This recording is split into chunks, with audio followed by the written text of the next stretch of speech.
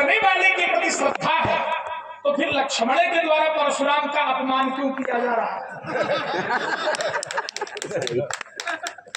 ये तो तुम्हारी गेंद हमने तुम्हीं को दे दी। अब देखिए यही है, ये मनोविनोद की बात है। अब आप सोचो, इसी को कहते हैं अधिकार से जन्म लेने वाला कर्तव्य। अब आज के समय में समस्या है कि व्यक्ति कर्तव्य का पालन करे कैसे जब उसके पास अधिकार शून्यता है। पंडित जी, भाई के प्रति कर्तव्य निभाना नहीं चाहता लेकिन अधिकार मांग रहा है। पुत्र पिता के प्रति कर्तव्य का निर्वाहन नहीं करना चाहता है लेकिन पिता से अधिकार मांगता है। पुत्री माता के प्रति कर्तव्य का निर्वाहन नहीं करना चाहती लेकिन माता से अधिकार मांगती। बेटे का विवाह होता है, पत्नी घर आती है, दूसरे दिन से अपनी माता से अधिकार मांगने लगती कि माता जी सब खजाना हमारे है। कर्तव्य नहीं है, अधिकार। तो मैं अधिकार के पद पर खड़े होकर के विरोध कर रहा हूं। सुनो राम, जय शिव धन तोड़ा, जैसा कि तुम कर रहे हो। तोड़ने वाले को मैंने शत्रु कहा। विश्वामित्र जी नहीं खड़े हुए, सतानंद नहीं खड़े हुए, याज्ञवल्क्य नहीं खड़े हुए, अनेकानेक मुनिगण नहीं खड़े हुए, कोई नहीं खड़ा हुआ, लक्ष्मण ही खड़ा क्यों हुआ? ये देखो, ये इतने ज्ञानी लोग समाज में है। वही मैं कह रहा हूं कि कर्तव्य ही अधिकार को जन्म देता है। जैसे धनुष के खंडन पर परशुराम को यह अधिकार प्राप्त हो रहा है कि वो तोड़ने वाले का विरोध करे, ऐसे ही विरोध करने पर, तोड़ने वाले का विरोध करने पर लक्ष्मण को यह अधिकार प्राप्त हो रहा है कि खड़े हो भाई, कुछ कहो। तो आपको किसी ने आदेश नहीं दिया किसी ने? तुम्हारे भैया राम ने तुमसे कहा कि जाइए परशुराम जी का अपमान करिए, नहीं कहा, लेकिन फिर भी सुनि मुनि बचन लखन मुस्काने बोले परसु धरे अपमाने, है ना? एक बिंदु, ये तो तुम्हारा कभी कभी प्रश्न का उत्तर नहीं होता, आपके तो प्रश्न का उत्तर प्रश्न ही हो जाता है तो उत्तर हो जाता है। तो वही मैंने किया है अपनी चतुराई से। अब इसको आप समझिए अपने अनुसार। दूसरा बिंदु भृगु जी का ले लीजिए। एक बार पंडित जी, एक बार लक्ष्मी जी भगवान की पूजा करने के लिए कमल के पुष्पों को लेने के लिए गई। सोची कि मैं कमल के पुष्प ले आऊं, और नारायण को कमल पुष्प अत्यंत प्रिय है, तो लक्ष्मी जी पुष्प लेने गई। अब लक्ष्मी जी जब पुष्प लेकर आई, लौटी, तो लक्ष्मी जी ने देखा कि वैकुंठ में तो सब नारायण दिखाई पड़ रहे हैं। जहां देखे वहां चार भुजा, जहां देखे वहां सिर पर मोर का पंख, जहां देखे वहां गले में वनमाला सुशोभितम, जहां देखे वहां शंख चक्र गदा और पद्म सभी के हाथों में। अब लक्ष्मी जी भ्रमित हो गई कि इसमें असली वाले हमारे कौन है। देखो, प्रभु की लात वाली बात मैं बता रहा हूं, इसको ध्यान से सुनना। अब लक्ष्मी जी भ्रमित हो गए कि इसमें हमारे कौन है, ये तो सब हमारे लग रहे हैं। पहचान कैसे हो कि इसमें हमारे कौन है? ढूंढते ढूंढते ढूंढते ढूंढते लक्ष्मी जी बहुत चिंतित हुई कि इसमें वास्तविक नारायण कौन है जिनकी मैं पत्नी हूं, जो मुझे अपनी प्रियतमा कहते हैं, मुझे अपनी पत्नी कहते हैं, जिनके नाम के आगे श्री लगता है, वास्तविक में वो श्रीनाथ कौन है? पंडित जी बहुत ढूंढा लक्ष्मी जी ने। वही लक्ष्मी जी जिन्होंने भगवान को ढूंढने में श्रम बिंदु तक आ गए, उन्हीं लक्ष्मी जी ने अपने पिता भृगु जी को धन्यवाद दिया कि हे पिताजी, अगर आपने मेरे स्वामी की छाती में लात न मारी होती तो आज मैं पहचाने नहीं पाती कि हमारा असली वाले को। बढ़िया बढ़िया बढ़िया, क्या बात है, बढ़िया। क्यों भाई पंडित जी, अगर हमारे, और देखिए अब मैं उसको जोड़ रहा हूं अपने अनुसार, जिस समय भृगु बाबा ने चरण प्रहार किया तो सबसे पहला विरोध लक्ष्मण की तरह लक्ष्मी ही जी ने किया था। और ऐसा वैसा नहीं कि तो ताले आए ठोक रहे हैं, उन्होंने तो भृगु जी को शाप दे दिया, जबकि खुद के पिता थे। भृगु जी की पुत्री कौन? लक्ष्मी। भृगु जी की पत्नी कौन? ख्याति। और ख्याति की पुत्री लक्ष्मी। और लक्ष्मी किसकी पत्नी है? विष्णु जी की। और लक्ष्मी जी ने अपने पिता को शापित कर दिया कि आपने मेरे स्वामी के वक्षस्थल पर चरण प्रहार किया है, जाओ आज से मैं शाप देती हूं कि ब्राह्मण स्त्रीहीन हो जाएंगे। भगवान को बहुत खराब लगा, क्या कर दिया? अनर्थ कर डाला तुमने। अरे इनको अधिकार है चरण प्रहार करने का, शाप क्यों दे दिया? तो भगवान ने शाप का समन किया। जाइए संहिता का निर्माण करिए, भृगु संहिता इत्यादि भृगु जी ने ग्रंथ रचे। अंत में लक्ष्मी जी ने कहा कि प्रभु हमारे पिता हैं और मैं आपकी पत्नी हूं। पत्नी का धर्म है कि जब विवाह हो जाए तो पिता को उतना महत्व न दे जितना पति को दे। एक ही धर्म एक व्रत नेमा। लेकिन मेरा ये धर्म था कि मैं अपने पिता के विरोध में खड़ी हो जाऊं, लेकिन आपके सम्मान की रक्षा करूं। लेकिन आपने शमन क्यों किया शाप का? तो भगवान ने कहा देवी ये आपके पिता हैं, मैं आपका पति हूं, लेकिन एक अंतर है, मैं अगर जाना जाऊंगा तो तुम्हारे पिता के चरण के प्रहार से ही जाना जाऊंगा। लक्ष्मी जी ने कहा कैसे प्रभु? ये बात कुछ कम समझ में आ रही है। भगवान ने कहा समय आने पर बताएंगे। और जब समय आया और लक्ष्मी जी कमल पुष्प लेके आई तो भ्रमित हो गई कि मेरे वाले कौन है।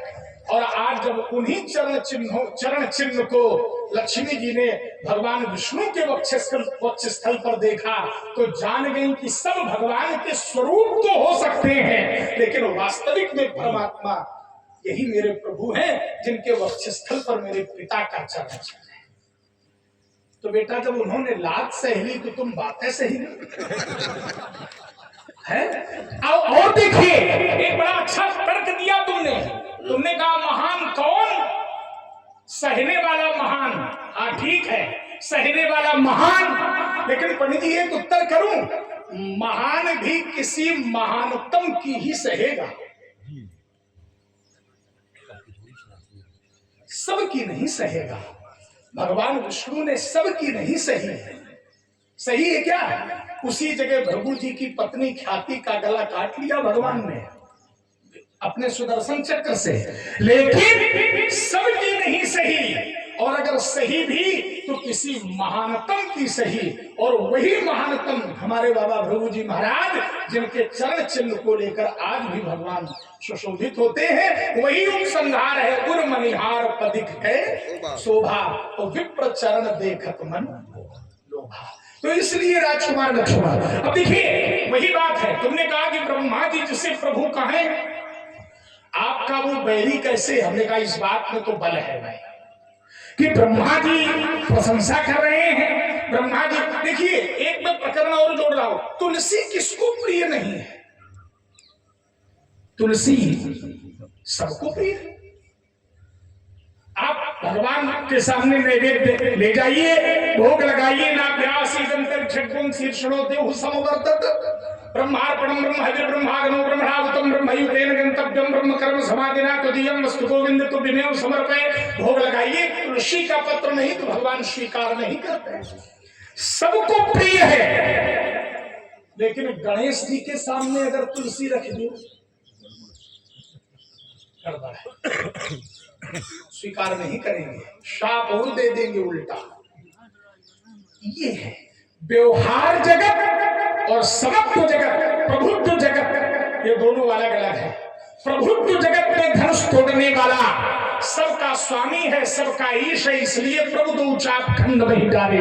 लेकिन परशुराम ने प्रभुत्व जगत में तोड़ने वाले को नहीं, व्यवहार जगत में तोड़ने वाले को स्वीकार किया, इसलिए सहस भाव समसोरी। इससे अच्छा उत्तर कोई दूसरा हमें लगता है इस बात का हो नहीं सकता। मैं यही रुकता। चलिए परशुराम जी की कुछ बातें हैं। परशुराम जी कहते हैं कि जब भगवान लाते सह सकते हैं तो बेटा तुम बातें तो सहते ही जाओ। अच्छा इस पर हमारा चिंतन है पंडित जी लाते किसने सही थी? भगवान ने। तो क्या लक्ष्मण भगवान है? ध्यान दीजिए, लाते किसने सही थी? भगवान ने। तो क्या लक्ष्मण भगवान है? जैसे उत्तर मैं जी के घर से दिए देता हूं। प्रजापति ब्रह्मा की सभा में प्रजापति दक्ष ने भगवान शंकर का अपमान किया तो भगवान शंकर कुछ नहीं बोले। ध्यान दीजिएगा, ब्रह्मा की सभा में प्रजापति दक्ष ने भगवान शंकर का अपमान किया, कटु वचन कही, तो भगवान शंकर कुछ नहीं बोले। लेकिन वहीं पर भगवान शंकर के सेवक नंदी महाराज बैठे थे। ध्यान दीजिएगा, भगवान शंकर के सेवक को नंदी महाराज बैठे थे, तो भगवान शंकर नहीं बोले, लेकिन सेवक नंदी महाराज खड़े हो गए और श्राप दे दिया कि जिस मुख से तूने मेरे भगवान का अपमान किया है, मैं श्राप देता हूं कि तेरा वो मुख ही न रहे। ध्यान दीजिए, तो लाते भगवान सह सकते हैं लेकिन सेवक नहीं। धनुष तोड़ने वाला लक्ष्मण का भगवान है, धनुष तोड़ने वाला लक्ष्मण का भगवान है। आपकी बातें धनुष तोड़ने वाला सह सकता है, लेकिन धनुष तोड़ने वाले के लिए आप कुछ कहें ये लक्ष्मण नहीं सह सकता है। मेरे भगवान का कोई अपमान करे तो भक्त नहीं सह सकता। ध्यान दीजिएगा, आपकी बातें लाते भगवान सहे लेकिन लक्ष्मण नहीं सहेगा। क्यों? क्योंकि धनुष तोड़ने वाला लक्ष्मण का स्वामी है। लक्ष्मण कहता है कि गुरु पितु मातु न जानो काहू, अकहूं स्वभाव नाथ गति मोरे सब। हमारे भैया राम किशोर सिंह जी खेंगर आपकी ओर से 50 पत्र पुष्पोदय सुंदर संवाद में, और हमारे श्री अशोक भैया अवस्थी जी एडवोकेट आपकी ओर से 100 मुद्राएं सुंदर संवाद में भेंट है, और 50 मुद्राएं स्वयंवर निषाद जी अमली गौर निवासी उनकी ओर से सादर भेंट है। बहुत बहुत धन्यवाद। तो कहेगा अभिप्राय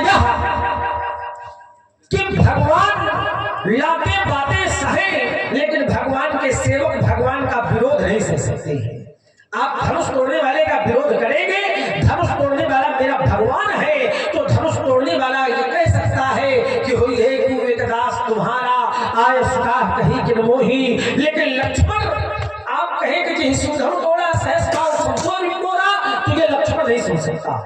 एक बहुत अच्छी, यद्यपि बात आपने मनोविनोद में कही थी, लेकिन वो इतना बढ़िया बैठी आकर के आपने कहा कि तुम्हारी घेर में तुम्ही को दिए देता हूं।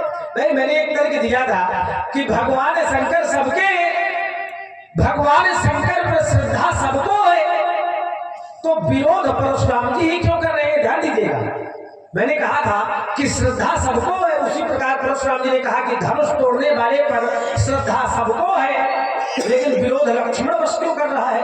अच्छा, उसमें भी कारण है। ध्यान दीजिएगा, विरोध तो सभी कर रहे हैं। मिथिला में परशुराम जी के आने से सुखी कोई नहीं है, प्रसन्न कोई नहीं है, भयभीत सब है। आचार्य कहते हैं, आदरणीय हमारे व्यास शिरोमणि बैठे हैं, तो इसका भी रस लेते चले। आचार्य कहते हैं, बोले सुने मुनि नगर नर नारी, सुर मुनि नागो, सुर मुनि नागो नगर नर नारी, असोच ही सकल त्रासुरो। त्रास माने भय, डर, सभी भयभीत है। किससे? धनुष तोड़ने वाले से। अच्छा, परशुराम जी से सभी भयभीत हैं, तो क्या धनुष तोड़ने वाले से भी सब भयभीत हैं? दो बातें थी। मैंने कहा था भगवान शंकर पर श्रद्धा सबको है, तो विरोध परशुराम जी क्यों कर रहे हैं? परशुराम जी ने कहा कि धनुष तोड़ने वाले पर श्रद्धा सबको है, तो विरोध लक्ष्मण ही क्यों कर रहा है? लक्ष्मण नहीं, विरोध सब कर रहे हैं। और मैं इस बात को ऐसे प्रस्तुत करूंगा, सभी के हृदय में भय है, किससे? परशुराम जी से। अच्छा, एक मनोविनोदी विनोद वाला उत्तर आप दीजिए, ईमानदारी से बताइए। जिस समय पर मिथिला में रंगभूमि में और हमारे भैया हरिराम जी गौरा निवासी आपकी ओर से 51 पत्र पुष्प मुद्राएं भेंट है, बहुत बहुत धन्यवाद। जिस समय पर रंगभूमि में महाराज हमारा आगमन होता है, आचार्य कहते हैं रंगभूमि आए तो भाई अस शुभ सब पुरवासिन पाई, तो धाये धाम काम सब मनहू रंग विधिलू दनो। जब हम आते हैं तो सब देखने के लिए दौड़े चले जाते हैं। अब जैसे परशुराम जी आए, ईमानदारी से बताओ शाम के समय कितनी भीड़ थी। अब देख लो, अब देख लो, जैसे आगमन हो तो देखो बिल्कुल चमाचम में बड़ा है, खत्म। तो ये विरोध नहीं तो क्या समर्थन है? विचार करो, इसको आप विरोध न कहेंगे तो क्या समर्थन करेंगे? अच्छा, परशुराम जी धनुष तोड़ने वाले का विरोध कर रहे हैं, तो इस बात से भयभीत सभी लोग हैं। आचार्य कहते हैं मन पछता तो शील महतारी विधि अब सबरी का। ईमानदारी से बताइए, जिसके आने से बनी बनाई बात बिगड़ जाए वो व्यक्ति आपको कैसा लगेगा? ईमानदारी से बताइए, जिसके आने से बनी बनाई बात बिगड़ जाए क्या वो व्यक्ति आपको अच्छा लगेगा? नहीं लगेगा। क्यों? क्योंकि बड़ी बनाई बात बिगड़ गई। अच्छा तो भैया ये विरोध नहीं तो क्या समर्थन है? क्यों नहीं? ये विरोध नहीं तो क्या समर्थन है?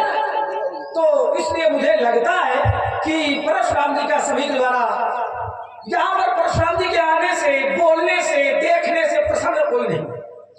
सभी आए चाहते कि परशुराम जी जितनी जल्दी हो तो चले जाए। ईमानदारी नहीं, कहाँ चले जाए? अरे अब जहाँ आप भेज दें और कहाँ चले जाए वही चले जाए, अब और कहीं थोड़ी भेज दिया जाएगा। अच्छा, ये चिंतन है, विरोध कर रहे हैं परशुराम जी, ध्यान दीजिएगा। परशुराम जी विरोध कर रहे हैं किसका? धनुष तोड़ने वाले का। तो मेरा विश्वास कहता है, विश्वास का आचार्य कहते हैं कि धनुष तोड़ने वाले ने धनुष को तोड़ा तो किसकी आज्ञा से? गुरु आज्ञा से। धनुष तोड़ने वाले की चर्चा लंबी रोशनी में दो शब्दों की इस बात को समाप्त करूंगा। धनुष तोड़ने वाले ने धनुष को तोड़ा गुरु आज्ञा से। तो क्या जो कार्य गुरु आज्ञा से किए जाते हैं, पंडित जी, जो कार्य गुरु आज्ञा से किए जाते हैं, क्या उन कार्यों में भी दोष होता है? विचार करिएगा। जो कार्य गुरु आज्ञा से किए जाते हैं, क्या उन कार्यों में भी दोष होता है? और अगर होता है, अगर नहीं तो फिर धनुष तोड़ने वाला दोषी कैसे? ये बात तो ठीक। अच्छा, एक बात आप लोगों ने बड़े भाव से सुनी कि परशुराम जी महाराज जब आए तो सब इधर उधर, है ना? और अच्छा, एक बात मैं आपको बताऊं, इसका उत्तर भी इसी में है, इससे बाहर कुछ नहीं है, सब यहीं पर है। अच्छा, एक बात बताओ भैया, आप लोग खीर भी खाते हो कि नहीं खाते हो? तो खीर में क्या पड़ता है? शक्कर, शर्करा पड़ती है। शर्करा खीर में पड़ती है तो खीर अच्छी लगती है, और वही शर्करा अगर सब्जी में डाल दी जाए अच्छी लगेगी क्या? नहीं लगेगी। अब ऐसे ही सोच कर देखो, वही शर्करा अगर सब्जी में डाल दी जाए तो क्या सब्जी अच्छी लगेगी? यद्यपि तीखा सबको अच्छा नहीं लगता, लेकिन जहां तीखे की आवश्यकता होती है वहां तीखा अच्छा लगता है। अब आप देखिए, इसी प्रश्न का उत्तर मानस में है। हम मानस से बाहर नहीं जाएंगे, मानस में ही है सब। क्या है? देखी महीप, देखी महीप सकल सकुचाने, और बाजी झपट जन लबा लुकाने, देखी मही। अब आप से उत्तर करें। लवा पक्षी और बाज पक्षी, भीड़ लवा की अधिक हो और अगर उसी बीच में बाज आ जाए तो क्या लवा रुकेगा? अपने आप मैदान खाली हो जाएगा, लवा सब चलेंगे। तो अब तो वही है सूर्य के अति प्रकाश को सहने के लिए भी सूर्य के जैसा तेज होना चाहिए, और जो नहीं सह पाते हैं वो मैदान छोड़कर, बहुत महात्मा है जो वातानुकूलित कक्ष में रहते हैं, भगवान सूर्य के ताप को नहीं सह पाते, लेकिन बहुत महात्मा ऐसे हैं जो भगवान सूर्य के प्रचंड तापमान में भी, आतप में भी, धूप में भी वो भगवान की तपस्या करते हैं। ठीक है ना? और उसका कारण यही है। क्या कारण है? बाज झपट जनु लवा लुकाने। अच्छा, एक बात और है, लक्ष्मण और राम जब आए तो सबको अच्छे लगे। ये बात अपनी जगह पर उचित है कि राम की शोभा है, लक्ष्मण की शोभा है। धाये धाम काम सब त्यागी, मन हो रंग के नित लूटन लागी। यहाँ पर बहुत महात्मा है, राजकुमार भी है, राजा भी है, नगर के नर नारी है। राम लक्ष्मण जब आए तो सबको अच्छे लगे, लेकिन परशुराम जब आए तो ईमानदारी से बताओ, राम लक्ष्मण को अच्छे लगे कि नहीं? और अगर नहीं लगे तो विश्वामित्र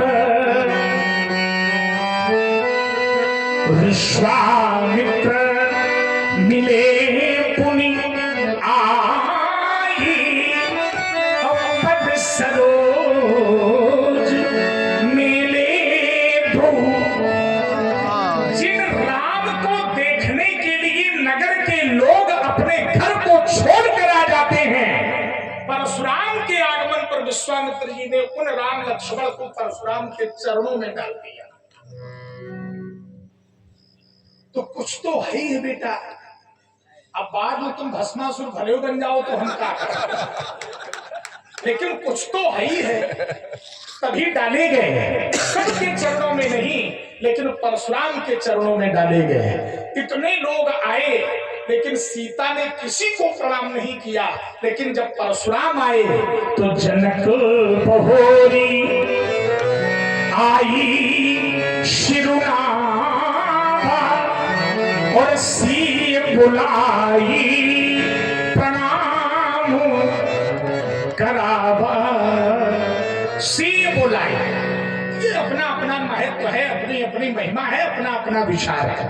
एक बात और, आपने तक्ष का नाम 2-3 बार लिया है, तभी हम उस प्रसंग पर जाना नहीं चाहते थे, लेकिन फिर भी देख लेते हैं। आपने कहा कि वो प्रजापति दक्ष ने भगवान शंकर का अपमान किया, तो भगवान शिव कुछ नहीं बोले, भगवान शंकर कुछ नहीं बोले। भगवान शंकर ने सब सह लिया, लेकिन भगवान शंकर के भक्त नंदी बाबा वहां पर बैठे थे, लेकिन नंदी बाबा ने नहीं सहा। क्यों? सेवक धर्म ये कहता है कि स्वामी का अगर कोई विरोध करता हो तो सेवक को नहीं सहना चाहिए। हाँ, बिल्कुल ठीक बात है। स्वामी का अगर कोई विरोध करे, यानी पूज्य का अगर कोई विरोध करे, पूज्य का कोई अपमान करे, तो फिर सेवक को नहीं सहना चाहिए। तो पूज्य माने तोड़ने वाला, उनका विरोध अगर मैंने किया तो लक्ष्मण को नहीं सहना चाहिए। जी जी। और ये हमारे श्रीमान ठाकुर देशराज सिंह, ग्राम प्रधान अमली कौर, उनके द्वारा 100 मुद्राएं भगवान श्री परशुराम और लक्ष्मण जी के चरणों में समर्पित है। बहुत बहुत धन्यवाद। ये नियम आप दोनों पक्षों में लगाओ। जैसे पूज्य का विरोध तुम नहीं सह सकते हो, ऐसे ही पूज्य का खंडन। और हमारे श्री भोला सिंह जी अमली कौर, उनके द्वारा भी 40 मुद्राएं भाई श्री परशुराम जी और लक्ष्मण जी के चरणों में बहुत बहुत धन्यवाद। एवं और हमारे श्री ठाकुर मुन्ना सिंह, जो हमारे प्रधान जी के बड़े भैया जी हैं, उनके द्वारा 200 मुद्राएं क्रमशः श्री परशुराम जी और श्री लक्ष्मण जी के चरणों में समर्पित हैं। बहुत बहुत धन्यवाद। राजकुमार लक्ष्मण पूज्य पुजारी के लिए महत्वपूर्ण होता है, जैसे तोड़ने वाला तुम्हारे लिए महत्वपूर्ण है, ऐसे ही शिव धनुष हमारे लिए महत्वपूर्ण है। शिव धनुष मेरे लिए पूज्य है, भगवान शिव मेरे लिए पूज्य है। तो जैसे शिव धनुष खंडन कर्ता के विरोध में मेरे खड़े होने पर तुम मेरा विरोध नहीं सह सकते हो, ऐसे ही शिव धनुष के खंडित होने पर शिव धनुष का खंडन और इस स्थिति में उसका बड़ा होना ये मैं नहीं सह सकता है, मैं नहीं सह सकता। तो जैसे तुम नहीं सह सकते हो, ऐसे ही पूज्य का विरोध मैं नहीं सह सकता हूं और नहीं सहना चाहिए। शिव धनुष टूटा, मैंने नहीं सहा, विरोध किया, मैंने तोड़ने वाले का विरोध किया तो तुमने मेरा विरोध किया। अब ये विरोध से विरोध कहीं न कहीं मिल रहा है और ये मिलते मिलते कहां तक की यात्रा करेगा ये भविष्य के गर्त में है, लेकिन आवश्यक भी है। इसलिए राजकुमार लक्ष्मण, मुझे लगता है कि सेवक का धर्म है विरोध करना, तो अगर सेवक धर्म का अनुपालन तुम कर रहे हो तो परशुराम के पक्ष में से भी सेवक धर्म का ही अनुपालन किया जा रहा है। एक अंतिम गुरु जी की बात और शेष रह गई, वो भी ले लें। तुमने कहा कि गुरु आज्ञा का पालन करना ये धर्म है। गुरु जी अगर कोई आदेश दें तो क्या गुरु आदेश को मानने वाला व्यक्ति दोषी होता है? हाँ, बिल्कुल नहीं होता है। गुरु आज्ञा का पालन करने वाला व्यक्ति दोषी नहीं होता है। पिताजी की आज्ञा का पालन करने वाला व्यक्ति दोषी नहीं होता है। माता जी की आज्ञा का पालन करने वाला व्यक्ति दोषी नहीं होता है। स्वामी की आज्ञा का पालन करने वाला व्यक्ति दोषी नहीं होता है। माता पिता गुरु प्रभु के वाणी और विनय विचार करी शुभ जानी, आज्ञा का पालन करना चाहिए। लेकिन अगर आज्ञा के पालन में कहीं न कहीं अनुशासन का प्रतिशत कम और अधिक हो जाए तो फिर वो आज्ञा भी दोष में क्यों पड़ेगी? गणेश जी महाराज माता की आज्ञा का पालन कर रहे थे। माता जी ने कहा था कि द्वार पर बैठो, अब कोई भी व्यक्ति इस द्वार के अंदर प्रवेश न कर पावे। द्वारपाल बन करके मैया पार्वती ने गणेश को बिठा दिया। अब गणेश जी द्वारपाल बनकर बैठ तो गए, नियुक्त हो गए, द्वारपाल बनकर बैठ गए। अब भोले बाबा को रोक दिया। तो आदेश का, और ये सबके लिए है, आदेश का पालन तो है, लेकिन उस आदेश पालन में भी कहीं न कहीं सेवा अपराध है। और उसी सेवा अपराध के कारण भगवान देवादिदेव महादेव ने फिर विनायक का शिरोच्छेदन किया। शंकर जी गलत नहीं कर सकते हैं किसी भी स्थिति में। तो आदेश है, लेकिन उस आदेश पर भी सेवक को से अच्छा, आप तो पुराण तिलक के बड़े ही मर्मज्ञ आचार्य हैं और मुझे बड़ा अच्छा लगा कि आज आपसे भेंट हुई। श्रीमद् भागवत में 32 प्रकार के सेवा अपराधों का वर्णन है। आप तो विशेषज्ञ हैं, ये ध्यान देना चाहिए। सेवा करना ये धर्म है, लेकिन सेवा में जब आत्मविश्वास की प्रतिशतता अधिक हो जाएगी तो वो दोष बन जाएगा। परशुराम का विरोध खंड मही तारे पर है, तब अतिश बोले वचन कठोरा, तो कहु जड़ जनक धनुष की तोरा। मैं यही रुकता हूं। चलिए, परशुराम जी कहते हैं, इनका अंतिम वक्तव्य है कि परशुराम जी का विरोध हो। ध्यान दीजिए, इनका अंतिम वक्तव्य है कि परशुराम का विरोध हो खंड मही तारे पर है। ध्यान दीजिएगा, इन्होंने अभी भी क्या बोले? परशुराम का विरोध हो खंड मही तारे पर है, यानी धनुष को पृथ्वी पर तोड़ करके डाल दिया गया है, इसलिए विरोध है। ध्यान दीजिएगा, परशुराम जी कहते हैं कि मेरा विरोध हो धनुष को तोड़ के पृथ्वी पर डाल दिया गया है, पृथ्वी पर डाल दिया गया है, इसलिए विरोध है। अच्छा, ईमानदारी से बताओ, पृथ्वी पर डाल दिया गया है इसलिए विरोध है कि तोड़ दिया गया है इसलिए विरोध है? ध्यान दीजिए, परशुराम जी कहते हैं कि पृथ्वी पर डाल दिया गया है इसलिए मेरा विरोध है, लेकिन हमको ऐसा लगता है कि तोड़ दिया गया है इसलिए विरोध है। विरोध इस बात का है कि तोड़ दिया गया है। आचार्य कहते हैं अदृश बोले वचन कठोरा अब जड़ जनक धनुष के। हमारे भैया से स्वयं परशुराम जी कहते हैं कि सुनो राम जिह शिव धनु तोड़ा। काहे का विरोध है? तोड़ने का, ना कि पृथ्वी में डालने का। विरोध का है तोड़ने का। आइए, मैंने कहा था कि गुरु जी की आज्ञा से जो कार्य किया जाए उस पर दोष नहीं लगता। तो श्री परशुराम जी महाराज ने बड़ा सुंदर उत्तर किया। बोले सेवा की जाए लेकिन सेवा में अनुशासन का प्रतिशत कम नहीं होना चाहिए। जैसे गणेश जी को आदेश दिया गया, गणेश जी को आदेश दिया गया कि द्वार पर तुम रहो, कोई आने ना पाए, तो भगवान शंकर को ही रोकने लगे। अच्छा, ये बात धनुष तोड़ने वाले से कैसे जुड़ेगी? ध्यान दीजिएगा, ये बात धनुष तोड़ने वाले पर जुड़ेगी कैसे? क्यों? क्योंकि धनुष तोड़ने वाले को आदेश दिया जाता है क्या?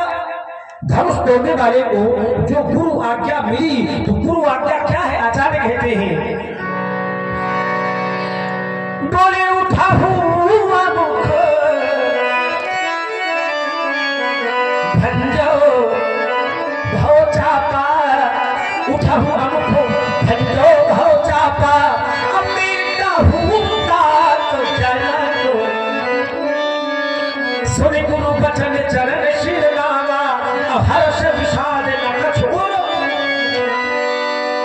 गुरु का आदेश दिया, गुरु जी ने आदेश दिया कि धनुष को तोड़ दो, तो धनुष तोड़ने वाले ने धनुष को तोड़ दिया। इसमें दोषी कैसे? जैसे एक दर्शन मिलता है, परशुराम जी महाराज ने अपनी माता का वध किया था।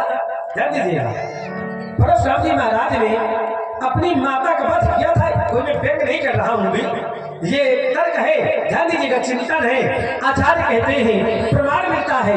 बोले परशुराम पितु आज्ञा राखी, परशुराम पितु आज्ञा राखी, हमारी माँ लोग सब। परशुराम जी ने माता का वध किया, किसके कहने पर? पिताजी की। पितु आज्ञा राखी, किसके कहने पर? पिताजी की। अच्छा, माता का वध करने के अच्छा कार्य है कि बुरा? बुरा कार्य है। परशुराम जी के द्वारा माता का वध किया गया, लेकिन परशुराम जी को दोष नहीं लगा। अच्छा, क्यों नहीं लगा?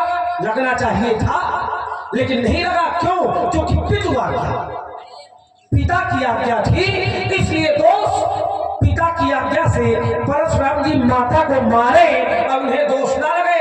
अब गुरु की आज्ञा से धनुष तोड़ने वाला धनुष को तोड़ दिया, दोषी हो जाए। समझो, पिता की आज्ञा से आप महतारी का मारो, मंदिर बना है, अब आपको दोष ना लगे। अब गुरु की आज्ञा से अगर धनुष तोड़ने वाला धनुष तोड़ दे तो दोषी हो जाए। चलिए, एक अर्धाली आई थी, आपने कहा कि राजकुमार ये सभी लोग इसलिए चले गए हैं क्योंकि बाज झपट चिमी लवा, बोले लवा सब हवा हो गए। अच्छा, ये जिसके लिए है, ये अर्धाली जिसके लिए है, क्या वो गए? ध्यान दीजिए। अच्छा, यहाँ से ये जो स्थान रिक्त है, ये किसका? ये नगर के नर नारियों का है, ये नगर के नर नारियों का है। लेकिन देखत भगुपति बेश कराला, उठे सकल भय विकल। विकल कौन हुए? भुआला राजा। अब गए कौन है? यहां से गए हैं नर नारी। अब विकल कौन है? राजा। अच्छा, राजा गए नहीं ना। देखत भगुपति वेश कराला, उठे सकल भय विकल भुआला। विकल हो गए। अब विकल होके वो जिस उसी प्रकार छिप गए जैसे बाघ पक्षी को देख के लवा बटेर छिप जाते हैं। कुछ गए ना, सब तो नहीं गए। अब महाराज आपको पक्ष नहीं रहे, वहां लेके गए, मतलब एक है रास्ता है दोनों। वो पक्ष नहीं, वो सही कह रहे हैं। पक्ष की बात नहीं। यही पर्याप्त है महाराज। अगर तुम आ जाइयो तो फिर बच्चे का क्या होगा? थोड़ी भी ध्यान दे। बच्चे की सुरक्षा का ध्यान हमसे ज्यादा उनको है। नहीं, ये सत्यता है। प्रभु पंडित जी महाराज का वो सानिध्य हमको प्राप्त हुआ है कि इन्होंने वही है कि अंदर हाथ लगाई के बाहर मारे थे। वही समय था। पकड़ अच्छी है, पकड़ अच्छी है। किसकी? आपकी। क्योंकि एक ही समय से काफी तर्क की धारा चल रही है। तो महाराज ब्राह्मण देवता बहुत समय से आपको हम मना रहे हैं, लेकिन आप बस वही बारे खाटे की बात किए जा रहे हो। जाओ आप जाके पूजा पाठ करो, भजन करो, हमारे चक्कर में ना पड़ो महाराज। क्यों नहीं तो आप कुछ लगाना चाहते हैं? महाराज सभा से भाग जाओगे जब हम धनुष संभालेंगे, पोगे चक्कर में धनुष का संभालेंगे। मणि रघुवंश रखा है, नहीं ये नेत्र कर सकते। चंद्र कल लज्जा सब मिसकाल खा लेंगे। क्या हो गया? अकड़ते ही क्यों जाते हो? जगत के वीर सिंहों को वैसे एक बात मेरे अनुभव में पंडित जी ये है कि शिष्य के जीवन में जब जब संकट आया तब तक गुरु जी शिष्य की रक्षा करने के लिए आए। एक बार सहस्त्राबाहु से हमारा युद्ध हो रहा था तो हमारे जीवन में भी संकट आ गया। तो जब मेरे जीवन में संकट आया तो हमारे गुरुदेव शंकर भगवान तत्काल प्रकट हो गए, हुए कि नहीं? और उन्होंने सहस्त्राबाहु की भुजा पर बंधी हुई त्रैलोक ब्रह्मांड विजय कवच नाम की गुटिका को ब्राह्मण बनकर मांग लिया और मांग करके हमारी भुजा पर बांध लिया। हाँ, एक बात हम ये समझ रहे हैं कि कहीं न कहीं गुरु जी का भी अंदर अंदर मन है कि परशुराम जी को विरोध कर लेने दिया जाए। क्यों भाई? गुरु जी के आदेश पर तोड़ा गया है और शिष्य को हम शत्रु मान रहे हैं और गुरु जी फिर भी शांत होकर बैठकर सुन रहे हैं, तो कहीं मौनम